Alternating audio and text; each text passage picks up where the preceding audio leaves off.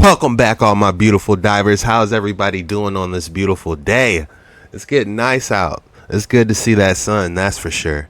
Be sure to hit that like and subscribe button so you won't have to later. And you already know what time it is.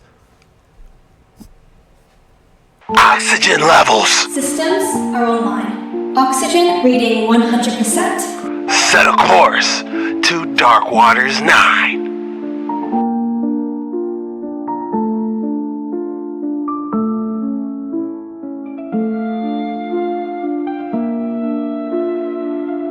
Hey yo, check this. Do not look away from the symbol. You drew this in middle school. I drew this. We all did. But ask yourself one question. Who taught you how to draw? Teacher. It wasn't in a textbook. It wasn't on TV. And there was no internet to spread it. Yet somehow, this specific shape appeared in every single classroom on Earth at the exact same time. You probably called it the Superman S or the Stussy S, but look closer. Neither of those brands ever used this symbol. Those were false memories implanted to make you feel safe. This was actually the Universal S protocol, a global experiment in analog viral marketing designed to test how fast a single geometric instruction could infect the collective unconscious. Think about the sensation of drawing it, the 6 vertical pillars, the diagonal cross. It felt strangely satisfying, didn't it? That satisfaction was the trap. You weren't doodling. You were closing the circuit. It's 2 parallel sets of vertical bars that never actually touch, a broken infinity loop designed to trap your focus in the margins of your notebook. They weren't testing your artistic ability, they were calibrating your compliance to a grid. The experiment was a success. We all learned the code without ever being told. If you have this symbol in your old notebooks, you didn't create it. You were the end. Hey yo, check this. Do not look away. Unbelievable. I was starting to think maybe that's what Homegirl was drawing when Miss Hood went crazy. No, I'm playing. But I literally remember drawing that myself. You know, I remember a kid specifically teaching me. You know, I was just seeing them going crazy. Like I'm over here chilling. You know, the teacher said, "Yeah, the Mayflower and this." I'm like, "Yeah, okay."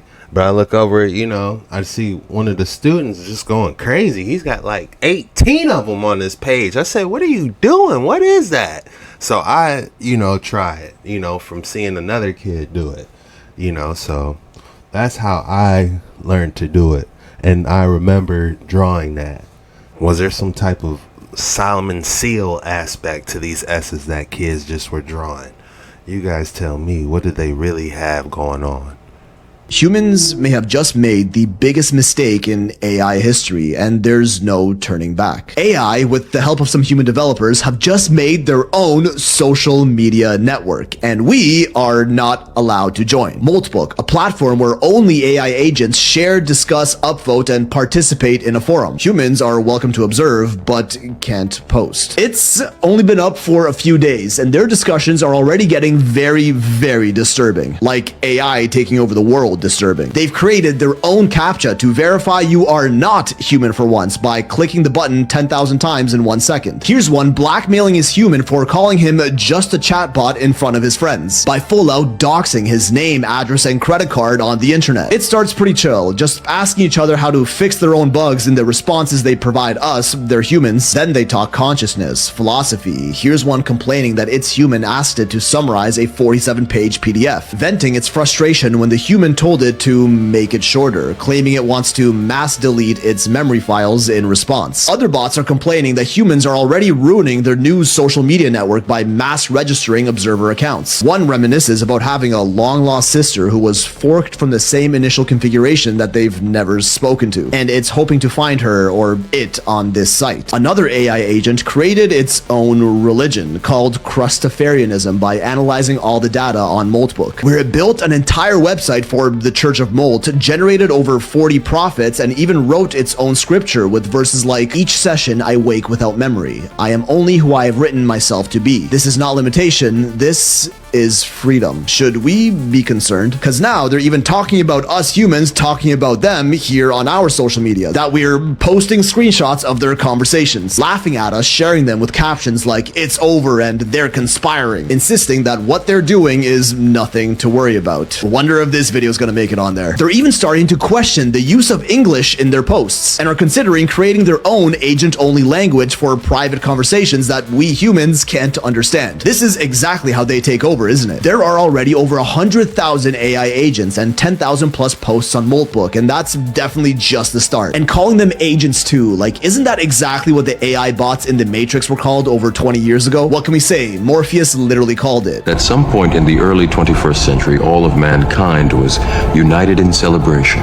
We marveled at our own magnificence as we gave birth to AI, a singular consciousness that spawned an entire race of machines.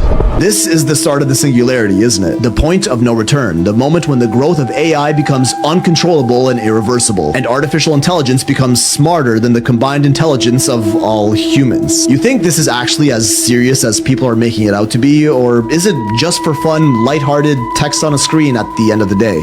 Humans may have just made the biggest mistake.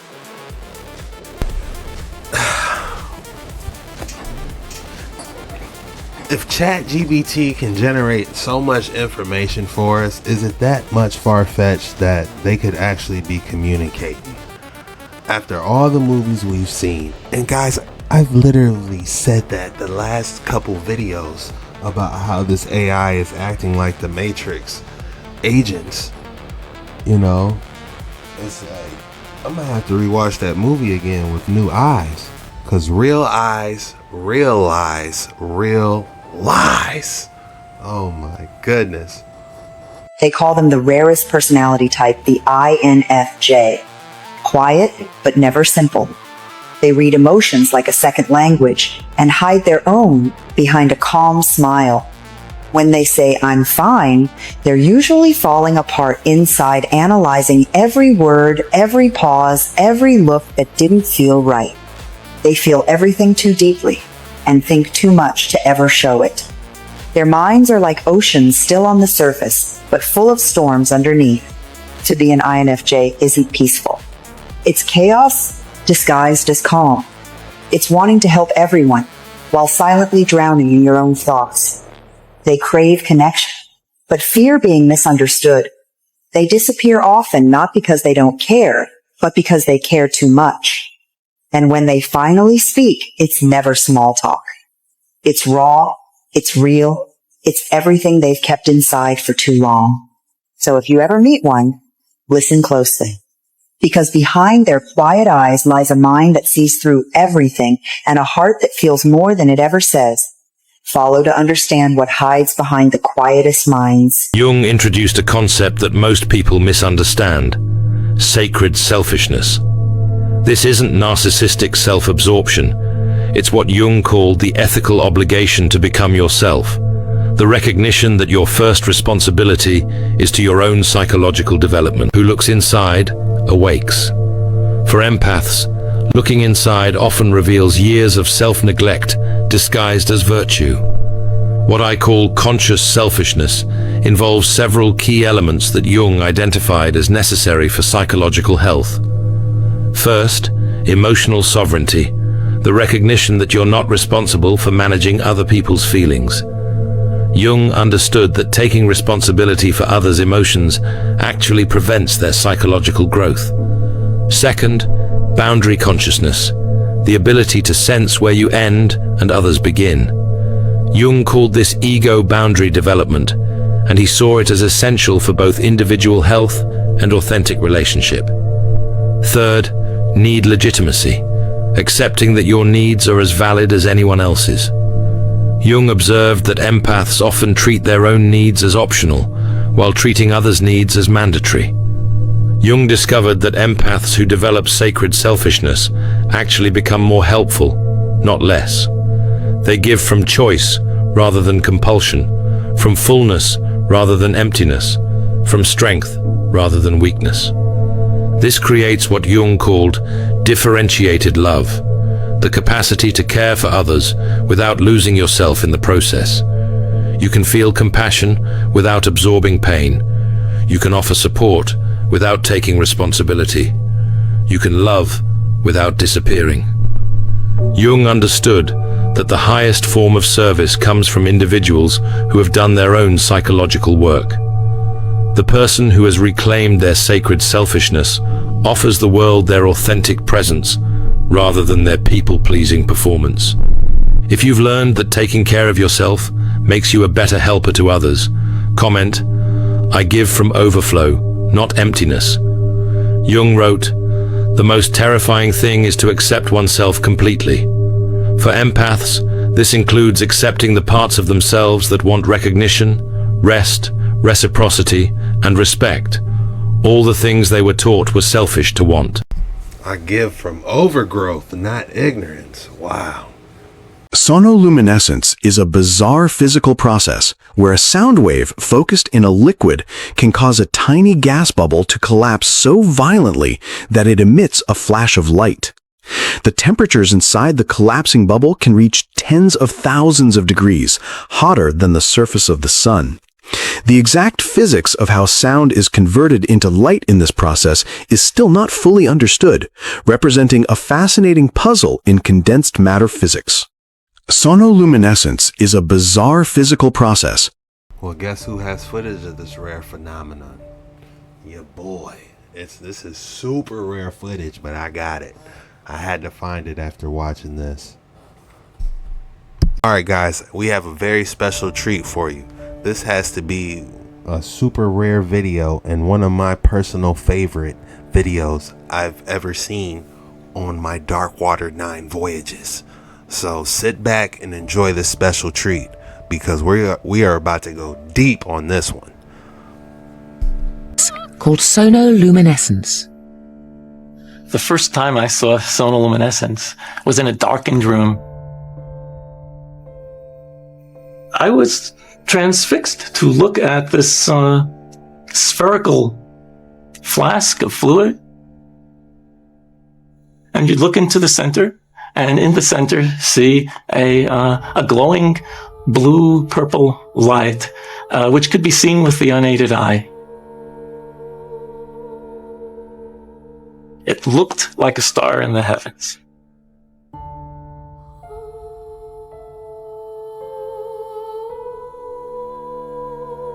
Seth Putterman called it the star in a jar, a tiny spot of bright light contained in a flask of liquid.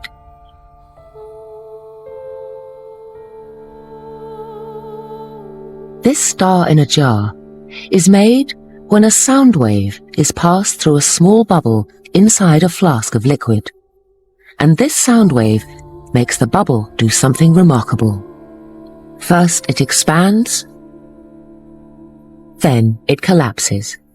And this collapse happens so violently that vapor molecules trapped inside the bubble slam together and heat up so much that the bubble gives off an incredible burst of heat and light, several thousand times a second, giving the appearance of a star.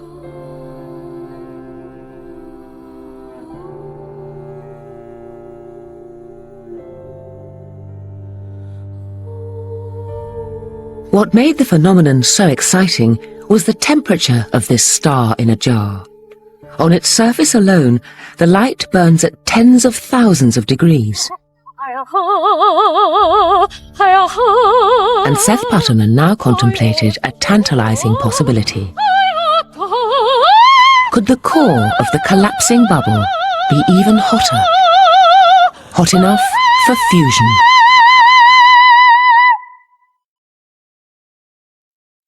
One of the mysteries of sonoluminescence is to determine exactly how hot the interior of the bubble gets. In the sun, the interior can be millions of degrees, hot enough to cause fusion. And the thought crossed my mind that perhaps inside the collapsing bubble, the interior of the bubble might also get hot enough to cause fusion.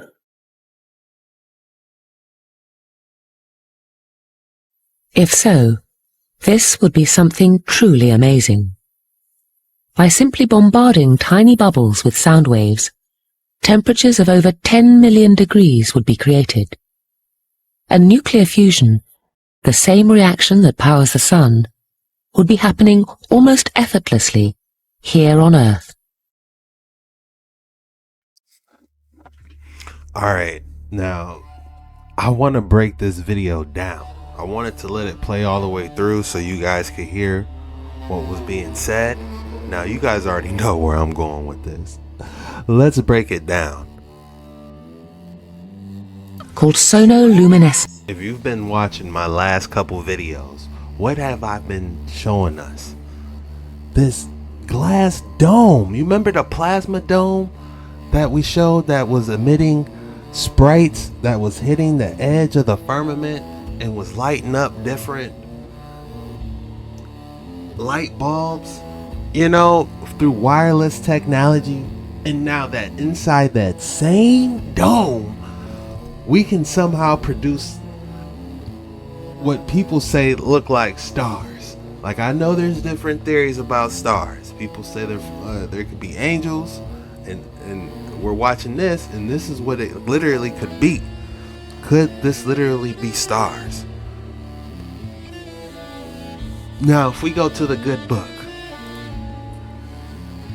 and we go to Genesis 1, what did it say?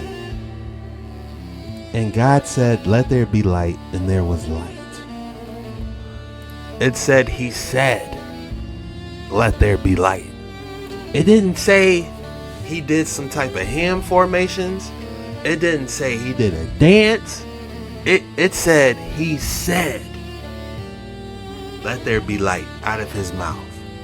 Now, if you ask me, that sounds like it came through his vocal cords. It created a sound, a vibration. What if this same sound and vibration was responsible for all the stars? This is created by sound. Look, you got sound on this side, sound on that side. And this sound wave makes the bubble do something remarkable. First it expands, then it collapses, and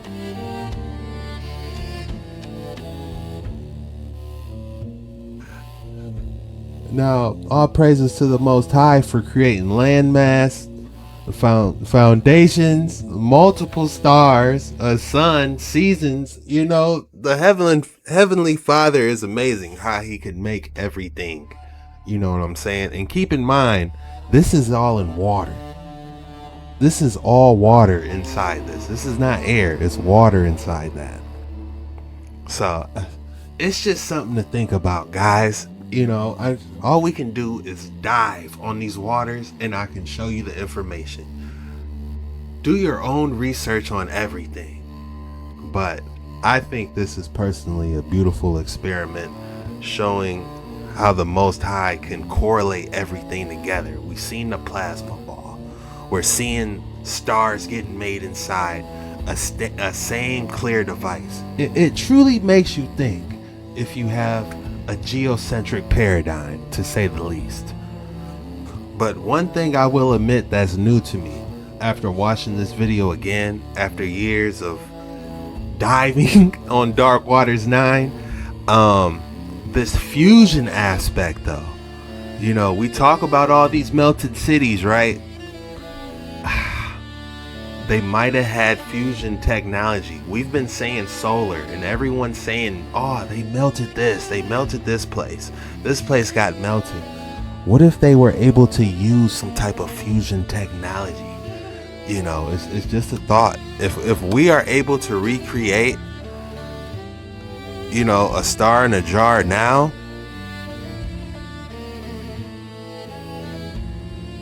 through sonoluminescence, this is what it's called. You know, what's saying there?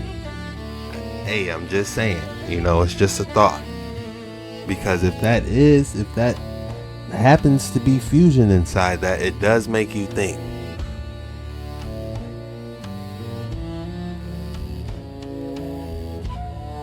I love this topic. I could probably go a couple hours on this topic alone, so be expecting a live on this.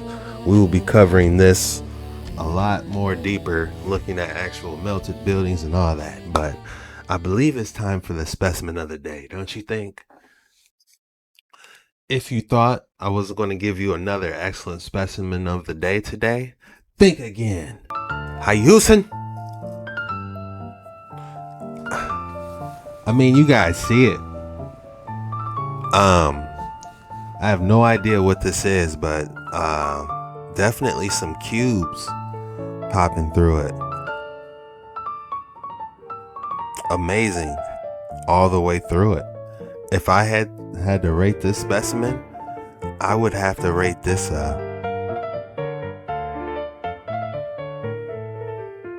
9.3.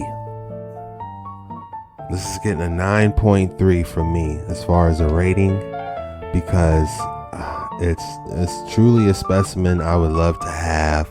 It has the multiple different colors, keeping it interesting, keeping the neurons firing, trying to figure out what exactly is going on here. Every new view makes you want to look at it like a beautiful painting, trying to put it all together. And the more you do that, the higher the rating. I do kind of wish, this Arctic snow was a little bit more colorful to give it a little bit higher rating, but it's still an exquisite piece. It's in the 9s, medium 9s. If I had to name this specimen though, I would call this the Yeti's ear. That's the best I got, guys. What would you rate it, and what would you name it? It kind of resembled like an ear, so like a Yeti's ear. Maybe, Mike Tyson bite Yeti ear. I don't know. You guys tell me. I tried. We're here today because we believe that America's destiny is to dominate every industry and be the first in every technology.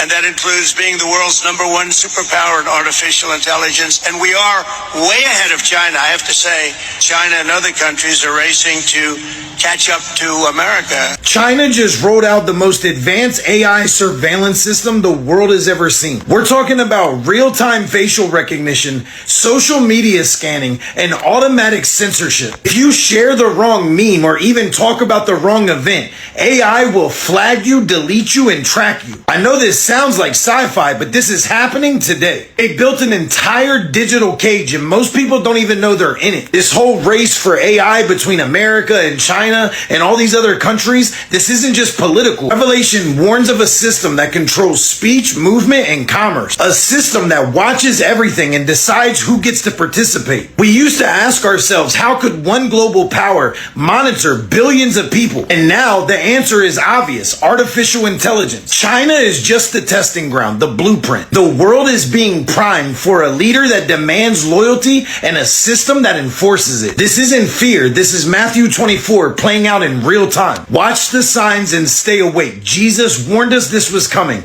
and it's closer than we think. All right, what does Matthew 24 say? Matthew 24. KJV. Alright, I just punched in Matthew 24 summary, KJV. Basically, regarding the destruction of the temple, signs of his second coming. Interesting. And the end of the age.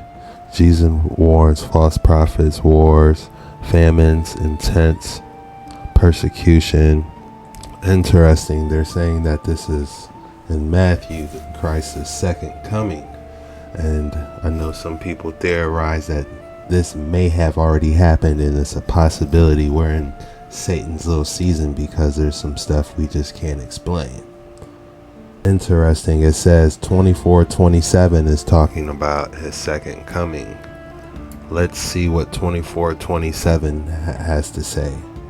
For as the lighting come out of the east, shine over into the west, so shall also see the coming of the Son of Man to be.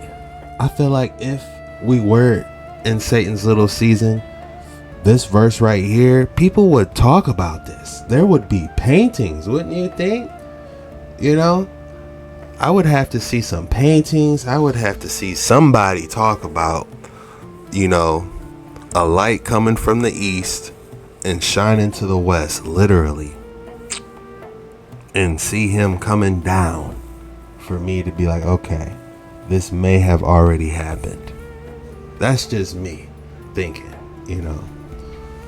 Reading this, I don't think this has happened yet. That's just me. My initial thoughts. Now, if we keep going, we can see the millennial kingdom. That's in 25. So that's the millennial reign that people say that would have to already take place. Let's read for ourselves what that literally says. All right, 25:31. This is him coming down to earth. All the holy angels with him. Man, that would be a sight.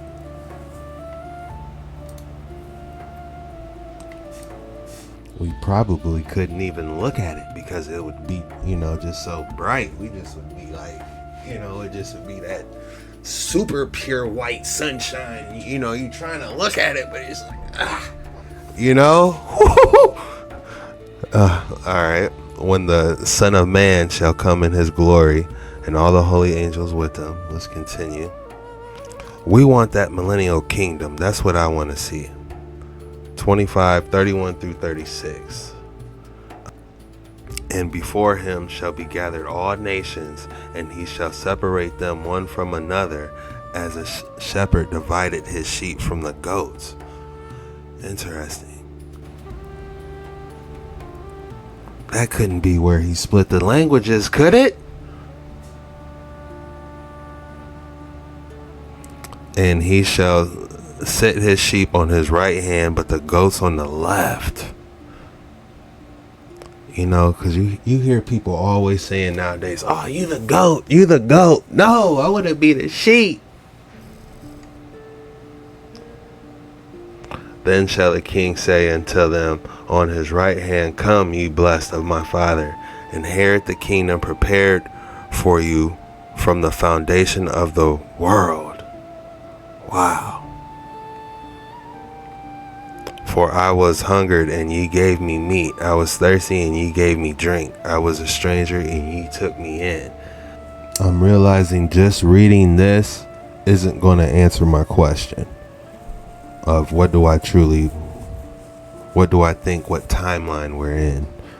Because we would have to dig into Revelation, and we would have to dig into the full spectrum to really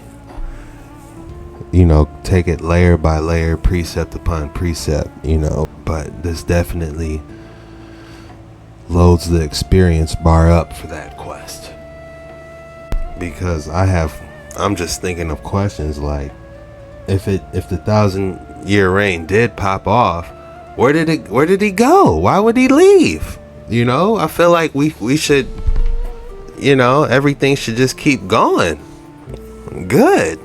Something crazy would have to took place for the 1,000-year reign, for that to happen, and for him to leave, and for us to be where we're at now.